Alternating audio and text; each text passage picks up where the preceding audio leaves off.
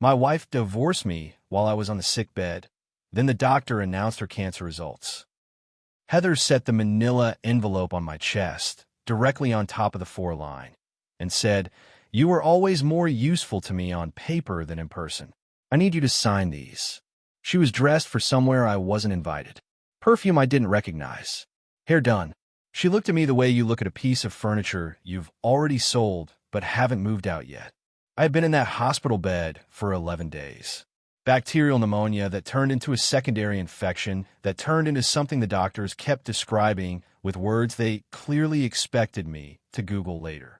I was 44 years old, 178 pounds down to 161, with a cannula in my left arm and a get well card from my office taped to the wall that no one had signed in pen, just typed names printed on the inside.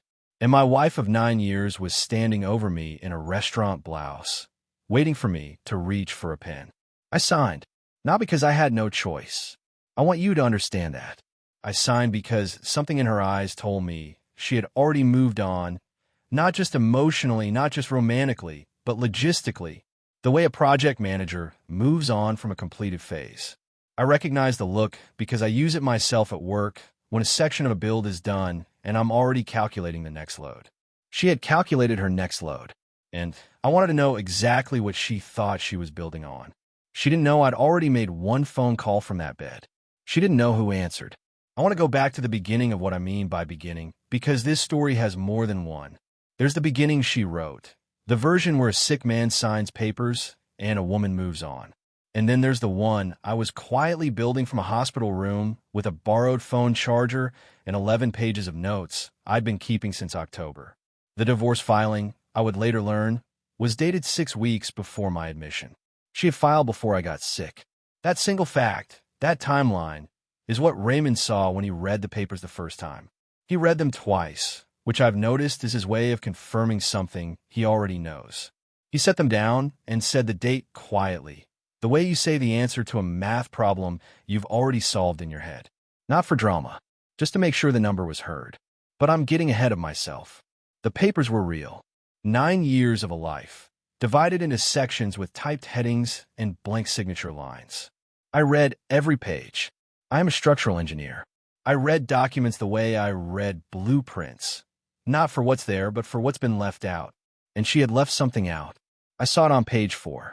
I folded the papers back into the envelope, asked the night nurse for a pen, signed where I was supposed to sign, and then I opened my phone and dialed the number saved under a single letter. R. The call connected on the second ring. 4 months before the hospital. On a Tuesday, I remember because it rained sideways all morning. I came home and noticed my mother's photograph was gone from the mantelpiece. Heather said she was redecorating. I put it back. The following week, it was in a box in the garage. I didn't argue. I just started writing things down. Not arguments. There were no arguments. Dates. Times. Observations. My mother managed a lying landlord for 11 years with nothing but a spiral notebook and a pen. She never raised her voice once. She took him to small claims court 3 times and won twice. The third time he settled before the hearing. I learned record keeping the way other boys learned baseball. By October, I had 6 pages. By December, 11. Heather had started answering her phone in the bathroom. She bought 2 wine glasses and kept one on the high shelf I needed a step stool to reach. She stopped asking about my projects. Small things. The kind of things that mean nothing individually and everything collectively. The log was in my laptop bag when the ambulance came. Heather never looked for it because she never knew it existed. Still water doesn't announce itself. My sister Carla said that once. She got it from her mother. Raymond arrived 2 days after I signed. Carla had called him. She'd saved his number after reading about his 2019 case that changed Ohio family court precedent. He carried a leather briefcase that looked older than the hospital's MRI machine. He sat before he shook hands. He read the filing once, then read it again. She filed 6 weeks before your admission, he said. The timeline matters. Carla sat in the corner chair with her arms folded, the way she sat at every school board meeting where someone was about to say something wrong. She told me what she'd never said directly, that she knew at the 3rd family dinner. Heather had corrected my pronunciation in front of our cousins, then laughed as if she hadn't. I told Carla I thought Heather was nervous that night. Carla looked at me the way only older sisters can. She didn't say anything. Raymond snapped his briefcase shut and said, "She built her case on what she thinks you don't have. Let's start with what you do." Then, almost as an aside, he mentioned he'd need to speak with a neighbor, the one who kept the journal. I didn't ask how he knew about Walt. Carla went by the house to collect some of my documents. She called me afterward, voice flat and careful, the way she gets when she's editing herself. Derek Moss had answered my front door.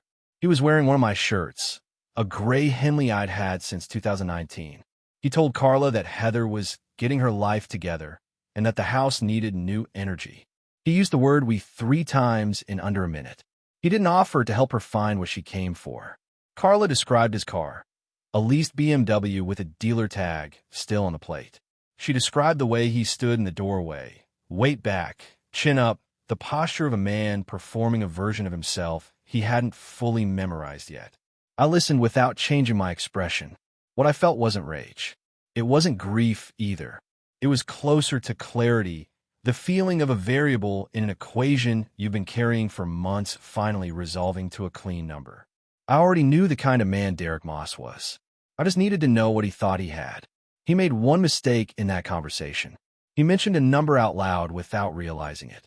I filed it the same way I file load calculations, quietly, precisely, for later. I was discharged on a Thursday. Heather had changed the locks. I went to Carla's spare room in Akron with one bag, my mother's photograph rescued from the garage, my 11-page log, and a small cardboard box with tools written on the side in black marker. It contained no tools. I didn't open it. Carla's kitchen at 6 in the morning is the quietest place I know. I sat at her table and ate cereal, the same brand I've eaten since I was 9, and she made coffee and set it beside me without a word. That was the whole moment. No advice, no anger on my behalf, just coffee and the sound of rain on her gutters. Heather posted a photograph that same morning. Her and Derek at Barrister's, the restaurant I'd taken her to for our 7th anniversary. The caption said "New Chapter." 46 likes. She screenshotted it. I finished the cereal, washed the bowl, and looked at the box marked tools. I thought about opening it. I didn't. Some things you save for the right moment, and I hadn't reached it yet. The pretrial conference was in Franklin County Family Court. Heather's attorney, Andrea Price, sharp suit, sharper delivery, presented an asset division built on a clean narrative. John Regain, primary earner, versus Heather Regain, household manager deserving the residence, the vehicle, and a pension share. It was well constructed. It was also built on a missing room. She never listed the Akron rental property, the one I'd held under my mother's name for 8 years, legally transferred, properly recorded, simply never mentioned because Heather never asked what I owned before we married. You can't divide what you don't know exists. Raymond listened to everything without a single objection. When Price finished, he wrote 3 words on a notepad, folded it, and slid it into his jacket pocket. He didn't show me what he'd written. Outside, in the parking garage, I saw Heather across the concrete level, standing beside Derek's car. She looked at me directly for the first time since the hospital. She didn't look afraid. The judge set the full hearing for 18 days out. Raymond said on the way to his car, 18 days is exactly enough. He didn't explain. He didn't need to. The full hearing opened with Walt Figueroa, 61 years old, retired postal worker, 9 years our neighbor, submitting a handwritten journal documenting vehicle logs and visitor timestamps at our residence during the 6 weeks before my hospitalization. Derek Moss appeared 17 times. Heather's attorney objected. The judge allowed it. Then Raymond submitted a sealed envelope. Heather's medical records, subpoenaed 3 weeks earlier as part of the insurance beneficiary review. They'd arrived that morning. The small details I remember: Heather's hand tightening on the armrest, Andrea sliding a note card to her without speaking, Derek in the gallery checking his phone until the bailiff told him to put it away. Heather leaned toward Andrea and whispered something. She almost smiled. She still believed this was about the house. The judge opened the envelope. "Read the first page." Looked up. "Mrs. Regain," she said, "I need to ask you something before we proceed." The room went very still. I watched Heather's face. For the first time since she stood over my hospital bed with papers and perfume, she looked like she didn't know what came next. The judge didn't address the courtroom. She spoke only to Andrea Price, quietly and precisely. The sealed records contain a notation from Dr. Lena Hartwell, oncologist, Riverside Methodist, flagging Heather for urgent follow-up. The court could not finalize beneficiary-linked financial instruments without clarification of her current medical status. It was procedural language. It landed like structure failure. I didn't speak. Raymond didn't move. The information arrived through the judge's flat, neutral voice, and it filled the room without drama, which somehow made it heavier. Internally, I felt something I hadn't prepared for. Not satisfaction. Something closer to watching a building I designed develop a crack. Not anger at the building, just a deep sadness that something meant to hold had given way. 9 years. Whatever she had done, this was not what I would have chosen for her. She turned to find Derek in the gallery. He was looking at his phone. Her hand, which had gripped the armrest 20 minutes earlier, now lay flat and alone on the table in front of her. The judge called recess. Heather didn't stand. I found a water fountain in the courthouse hallway and drank from it like a man who hadn't had water in days. Carla appeared beside me without announcement, which is her way. She said, "Mama used to say, still water doesn't announce itself." I nodded once. I already knew. Through the glass partition, I could see Heather and Andrea in a side conference room. Heather was talking fast. Andrea wasn't talking at all. Derek was not in the room. His car, I'd later find out, was already gone from the garage. My phone had 3 unread messages from unknown numbers. I put it away. Carla watched me for a moment, then asked the only question that mattered. "Do you want to win this? Or do you want it to be over?"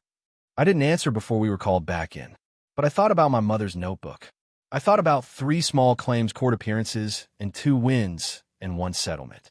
I thought about Stillwater. I think she already knew my answer. Raymond presented without theater. Item by item, document by document, the way I move through a structural inspection. No rush, no performance, just the weight of accurate information placed in the correct order. The Akron rental property, held under my mother's name, transferred to me legally 8 years prior, entirely omitted from Heather's asset division because she had never once asked what I owned before we met. Walt's journal, 17 visits, 6 weeks, time-stamped and dated in the careful handwriting of a man who noticed things and wrote them down because that's simply who he was. The insurance beneficiary modification Heather attempted 4 weeks before my hospitalization, flagged and suspended because my name was still legally primary. Derek's number, the one he'd said aloud in my doorway to Carla, appeared in the financial disclosure as the funding source for the anniversary restaurant photograph. Not Heather's account. His. Heather blinked too many times. She crossed something out on her notepad and didn't rewrite it. Raymond closed his final folder and said to the judge, "Mr. Regain didn't come here to punish anyone. He came because someone decided what he was worth while he couldn't stand up. We're here to correct the record." The judge's findings arrived 72 hours later. I read them at Carla's kitchen table, same chair, same bowl beside me. The Akron property, mine fully. The marital home, sold, split equitably. The beneficiary modification, voided. The filing date discrepancy, noted in the findings as relevant to distribution. Carla had already left for work. The house was quiet. I opened a cardboard box marked tools. Inside, my mother's index card with her old Akron phone number, a grocery receipt in her handwriting, and a note, folded once, that said, "You were always the one who knew how to wait." Beneath it, my original engineering license. First one, paper soft to the corners from years of folding. I placed both on Carla's mantelpiece. Not the wall. The mantelpiece, where photographs belong. I don't know what happens with Heather's diagnosis. That isn't my story to carry. But I thought about what she said to me in that hospital room. The thing I used to think was the cruelest sentence anyone had ever aimed at me. She said I was more useful on paper than in person. Now I think she just didn't know how to read the right documents.